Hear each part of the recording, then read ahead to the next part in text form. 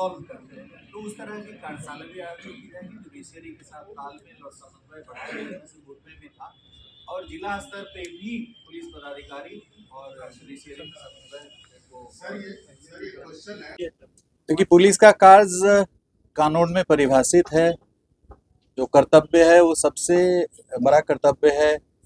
जो good governance है, सुशासन है, उसका सबसे बड़ा स्तंभ है रूल ऑफ लॉ। कानून का शासन स्थापित करना हमारी सर्वोच्च प्राथमिकता रहेगी।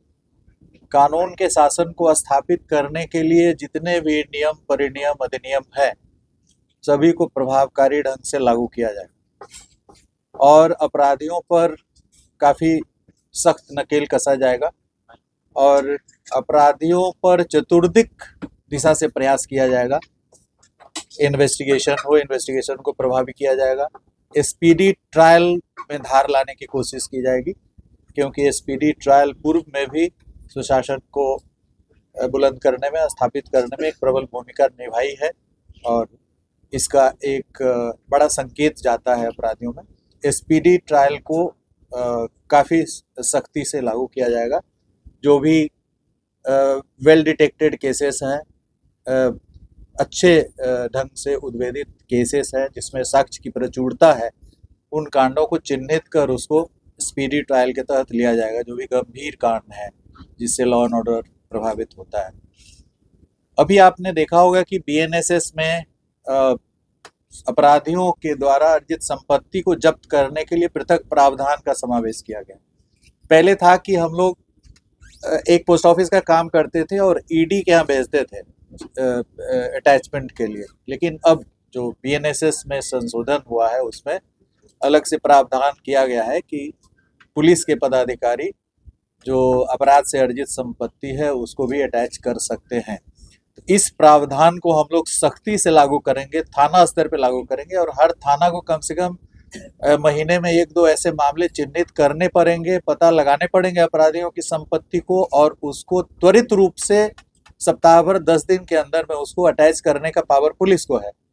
तो उसको हम लोग सख्ती से लागू करेंगे। जो नया प्रावधान आया है अभी बीएनएसएस में, जो पहले हम लोग ईडी के माध्यम से कराते थे, अब पुलिस जो पहले सीआरपीसी की धारा 102 में हमें सख्ती थी, अब बीएनएसएस में उसको और विस्तारित किया गया है और उसमें प्रबलता, प्रखरता लाई गई। उसका हम लोग प्रयोग करेंगे भरपूर ढंग से और उसका तुरंत हम लोग प्रारंभ करा देंगे। इसके बाद जो आर्म्स एक्ट के अंतर्गत, उसके बाद फिर जो एनडीपीएस के अंतर्गत है या लीकर जो हमारा प्रोहिबिशन एक्ट है उसके अंतर्गत जो केसेस दर्ज हो रहे हैं, उससे जो संपत्ति अर्जित कर रहे हैं उसको भी लिया जाएगा इस दायरे में। और बड़ा आसान है उसको पता करना कि हमारे जितने चार्जशीटेड लोग हैं, जो चाहे प्रोहिबिशन एक्ट में हो, एनडीपीएस एक्ट में हो, उनकी संपत्ति का पता किया जाएगा। संपत्ति को पता करने के भी तौर तरीके बहुत सारे, अब सिर्फ इंटेलिजेंस पे नहीं लेकिन बहुत सारा डेटाबेस है, उससे हम लोग पता कर सकते हैं। और इन सभी चीज़ों को सिर्फ अनुसंधान करना ही हमारा काम नहीं होगा, बल्कि अपराधियों के द्वारा अर्जित संपत्ति पर कड़ा प्रहार करना पड़ेगा। क्योंकि जब अपराध के माध्यम से संपत्ति अर्जित करेंगे और वो संपत्ति उनकी रहेगी नहीं तो फिर अपराध करेंगे क्यों। इसलिए सबसे बड़ा कारण है कि वो संपत्ति का उपभोग करते हैं, निरंतर रूप से करते हैं, निर्बाध रूप से करते हैं, इसलिए उस पर अंकुश लगाना हमारी प्राथमिकता होगी। अनुसंधान का जो मनोबल तभी बढ़ेगा जब अपराधी का मनोबल गिरेगा। अपराधी का मनोबल गिरेगा जब अपराधी पर पुलिस भारी पड़ेगी। भारी तब पड़ेगी जब विजिबिलिटी रहेगी, केस का अनुसंधान रिकॉर्ड टाइम में होगा, चार्जशीट समर्पित होगा रिकॉर्ड टाइम में, जो भी टाइम निर्धारित है उसमें, और हम लोग उसको सजा करा करके जेल के अंदर संसीमित करने में सक्षम हो पाएंगे। बिहार की जनता सर क्या अपील करेंगे न्यायाधीश बनने? बिहार की जनता से हमारी अपील है कि जो पुलिस की व्यवस्था है, अवधारणा है, जो भी कानून है, वो सिर्फ पुलिस के लिए नहीं है, उसमें हर स्टेप पे जनता का इन्वॉल्वमेंट है। हम घटनास्थल पे जाते हैं, वहाँ कोई चीज हम सीज करते हैं तो उसमें जो विटनेस बनता है पुलिस नहीं रहता, पब्लिक रहता है। 2 इंडिपेंडेंट विटनेसेस को हम लोग लेते हैं। हम गवाही लेते हैं, जनता की गवाही लेते हैं कि आपने क्या देखा। जनता फिर जाती है कोर्ट में गवाही देती है। तो एक पुलिस आइसोलेशन में नहीं काम करती है। पुलिस और पब्लिक का एक जो मिश्रण है वो जब कारगर ढंग से काम करेगी तभी हो सकता है। पुलिस पूरी सख्त है और जनता हॉस्टाइल हो रही है, कोर्ट में जाकर गवाही नहीं दे रही है, तो सजा ऑब्वियसली नहीं होगा। इसलिए ये पुलिस की जो अवधारणा है, जैसे इंग्लैंड में भी कहा गया है कि police is public and public is police, माने दोनों में कोई भेद नहीं है। पुलिस को भी जो पावर है वो जनता को भी पावर है। राइट टू प्राइवेट डिफेंस में ही जो आप मुठभेड़ कह रहे हैं वो क्या है, राइट टू प्राइवेट डिफेंस है। हम पे क्रिमिनल गोली चलाया, हम भी गोली चलाया, जनता को भी प्राइवेट डिफेंस है। आपको यदि कोई गोली चलाएगा आप भी गोली चला सकते हैं। तो जो भी पावर्स पुलिस को है वो मोटा मोटी उन शक्तियों का प्रयोग जनता भी अरेस्ट कर सकती है, लेकिन अरेस्ट करके उसको पुलिस को सूचित करना है। हम अरेस्ट करके थाना के हाजत में सीधे ले आते हैं, हमको किसी को हैंड ओवर नहीं करना है। लेकिन जनता को भी अरेस्ट का पावर है, किसी क्रिमिनल को जनता भी अरेस्ट कर सकती है, लेकिन अरेस्ट करके उसका नियम है कि आपको पुलिस को सूचित करना है। तो जो भी पुलिस को पावर्स है, हमारे पास हथियार है, आपके पास भी हथियार, आप लाइसेंस है हथियार लेकर के आप हथियार रख सकते हैं। तो जितने प्रावधान पुलिस के लिए किए गए हैं वो जनता के लिए उन सभी प्रावधानों को रखा गया है कानून में। तो जनता से अपेक्षा है कि आप पुलिस के साथ कंधे से कंधे मिला करके और अपराधियों के खिलाफ जिहाद छेड़ें। जनता यदि सीधे बैठी रहेगी और सोचेगी पुलिस आकर के गश्ती भी करे, अनुसंधान भी करे, सजा भी दिला दे, हम कोर्ट में गवाही भी नहीं देंगे, हम सीजर लिस्ट बनाने के लिए पुलिस जब आती है वहां से भाग जाएंगे, हम सीजर लिस्ट पे हस्ताक्षर भी नहीं करेंगे, हम गवाही नहीं देंगे, हम विटनेस नहीं बनेंगे, तो ये पूरी व्यवस्था नहीं चल सकती है। सर एक सवाल सर कि बहुत सारे मामले से हम लोग बहुत सारे कांडों में पहले गए हैं। जो हाई कोर्ट में अपील में जो एक्विटल हुआ है उसमें हम लोगों ने, सुप्रीम कोर्ट में बहुत सारे मामले में संवेदनशील मामले थे उसमें हम लोग पहले गए हैं। तो उसकी समीक्षा होगी, जो भी अभियोजन का जो हायरार्की है उसमें समीक्षा होगी और जब फिट पाया जाएगा तो उसमें हम लोग अपील में जाएंगे, और हम लोग जाते रहे। सर, बिहार में शराबबंदी के बाद जिहाद पर जिलों कि पूर्ण नशाबंदी की दिशा में जो स्मैक और हेरोइन वगैरह वगैरह भी, जैसे आपने देखा होगा कि अभी 2-3 दिनों के अंदर में कई जिलों ने भारी मात्रा में स्मैक वगैरह बरामद किया। तो ऐसा नहीं है कि हम स्मैक के प्रति, हीरोइन के प्रति हम आंख बंद किए हुए हैं। हम लोग पूरी तरीके से सचेत हैं, चाहे वो दारू हो या जो एनडीपीएस जो स्वापक औषधियां हैं उसके सिलसिले में भी हम लोग सजग, उसको और भी तेज करने की जरूरत है।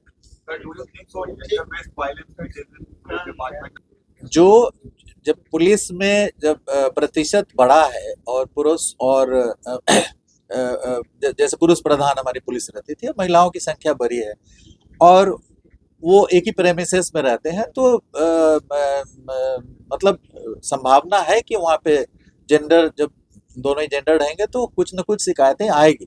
तो उसके लिए हमारे यहाँ व्यवस्था है, हर ऑफिस के अंदर जो वर्क प्लेस हरासमेंट एक्ट है वहाँ पे वर्क प्लेस पर, तो उसके अंदर वो कमेटी बनी हुई है और रिपोर्ट करने के बाद इस पर कार्रवाई होती है। Thank you so much. तो एक अलग है, लेकिन हमारा थाना को भी, पुलिस को भी पावर मिला है बीएनएसएस में, अभी जो संशोधन आया उसमें कि अटैच कर सकता है। आपने ये बोला सर कि 10 डेज पे हम लोग अटैच करेंगे। नहीं, पता लगाएंगे अटैच और उसके बाद ऑर्डर पास करेंगे। तो will it after filing the chargesheet या नहीं, अभी जो कानून आया उसमें चार्जशीट की जरूरत नहीं है। अनुसंधान के क्रम में भी, अनुसंधान शुरू होता है उस क्रम में भी आप अटैच कर सकते हैं। Chargesheet is not mandatory, within 10 days it can be done, it can be done. Chargesheet की बाध्यता नहीं है अभी। नेम्ड एक्यूज और उसको अपराध से प्रॉपर्टी सृजित करना चाहिए, उसका इनकम टैक्स रिटर्न देखा जाएगा, उसका इनकम देखा जाएगा, क्या कर रहा है नहीं कर रहा है। यदि वो एक्सप्लेन नहीं कर पाता है तो उसको अटैच कर लिया जाएगा। अच्छा सर, मनी लॉन्ड्रिंग बिहार सरकार में हम लोगों ने, बिहार पहला स्टेट था जो 2006-7 में मनी लॉन्ड्रिंग के बहुत सारे मामले यहाँ पे हम लोग दर्ज किए थे। ईओयू के माध्यम से ईडी में जाता था और ईडी अटैचमेंट ऑर्डर इशू करता था, और हम अग्रणी राज्य रहे हैं उन दिनों। जो 2005 में पीएमएलए एक्ट अधिनियमित हुआ उसमें हम लोग अग्रणी राज्य थे उन दिनों में अटैचमेंट में। यूएपीए में भी हम लोगों ने बहुत सारी संपत्तियां अटैच की थी। कई बड़े बड़े जो एरिया कमांडर्स वगैरह थे उनके गाड़ी घोड़ा सब, बस वगैरह भी जब्त किया गया था कई राज्यों में, कई जिलों में। I will not name the district. तो यूएपीए में संपत्ति अटैचमेंट और पीएमएलए में संपत्ति अटैचमेंट में हम लोगों ने काफी ये किया था। एक और 1948 का एक ऑर्डिनेंस है, उसमें भी संपत्ति जब्त हुआ था। 102 सीआरपीसी में भी 4-5 तौर तरीके हैं संपत्ति जब्त करने के अपराधियों के, तो वो हम लोग कर चुके हैं। बिहार पुलिस को अनुभव ऑलरेडी है पहले से, तो उसको फिर से एक बार सख्ती से हम लोग लागू करने की कोशिश करेंगे। सर, आखिरी सवाल है कि इस तरह से कार्रवाई करेंगे। तो जो भी केसेस दर्ज हो रहे हैं उसमें जो बैकएंड्स पे भी और फॉरवर्ड लिंकेज और बैकवर्ड लिंकेजेज है वो देखा जाएगा कांडों में कि backward linkages and forward linkages पे काम हुआ है या नहीं हुआ है। यदि नहीं हुआ है तो उस पर कड़ी कार्रवाई की जाएगी या गहन समीक्षा की जाएगी कांडों की। और कांडों की समीक्षा मैं 9 साल लगभग सीआईडी में रहा हूँ, तो केस की समीक्षा कैसे की जाएगी उसका अनुभव हमें पूर्व से भी प्राप्त है। तो केसेस की समीक्षा वार फुटिंग पे कराएंगे और जो भी आईओ इसमें वांटिंग पाए जाएंगे, जो पाए जाएंगे लापरवाह सुस्त पाए जाएंगे, उनको डिसमिसल की कार्रवाई की जाएगी। भारी संख्या में हम लोग रूथलेसली उनको निकाल देंगे पुलिस से। हमारा मूल अपराध नियंत्रण हमारा मूल उद्देश्य है। अपराध नियंत्रण के लिए पुलिस की विजिबिलिटी बढ़ाई जाएगी और अभी हमारे पास डायल 112 के भी करीब 2000 वाहन उपलब्ध हो गए हैं।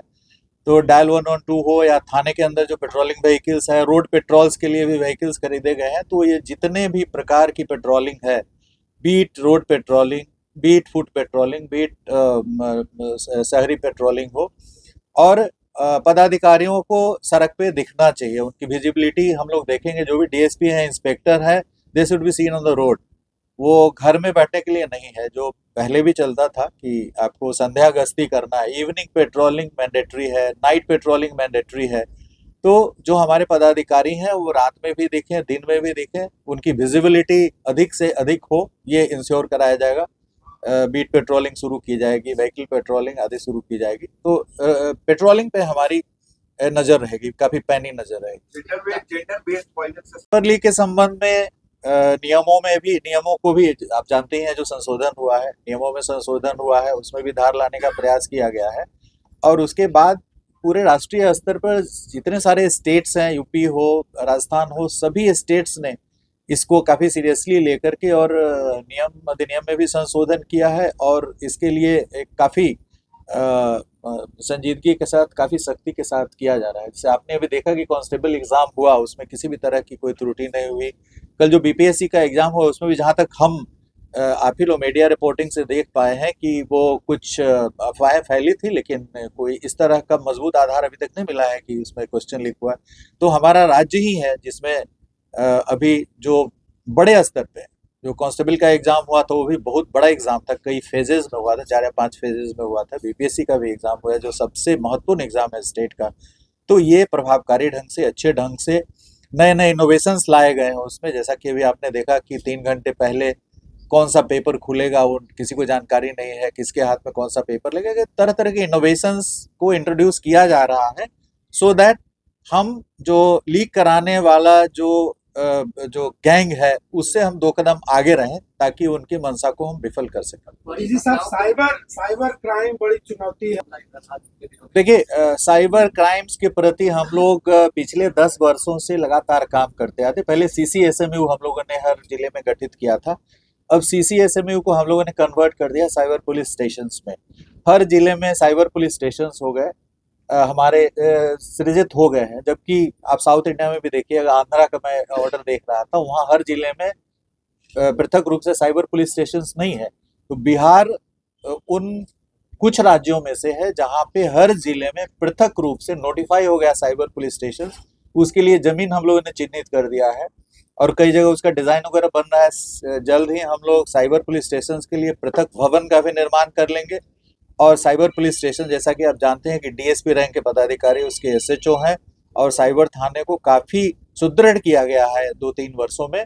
और देश में हम पहला राज्य है, प्रथम स्थान पर है जो जितना साइबर फ्रॉड हुआ है उसके जो प्रतिशत बैंक में हम लोगों ने जो रोका है पैसा, जो होल्ड कराया है पैसा, उसमें Bihar is the top state जिसने I think Manavjit will say 35% और सब 35% हम लोग पैसा, यदि 100 रुपया साइबर फ्रॉड हुआ है तो 35 रुपया हम लोग बैंकिंग सिस्टम में रोक पाए हैं और जो विक्टिम है उसको उतना पैसा हम लोग in due course of time court के आदेश से हम लोग मुहैया करा देंगे। इसलिए साइबर क्राइम के प्रति जो सजगता है, सचेतता है बिहार में, वो किसी अन्य राज्य से कम नहीं है। लेकिन इसमें बहुत कुछ करने की जरूरत है, इसमें बहुत ही ज़्यादा कुछ करने की ज़रूरत है, क्योंकि एकदम ऑर्गेनाइज्ड क्राइम का रूप ले चुका है और तरह तरह के इसमें लेवल्स पे लोग काम कर रहे हैं, भारी संख्या में लोग काम कर रहे हैं। इसलिए इसको राज्य की पुलिस काफ़ी संजीदगी के साथ लेगा।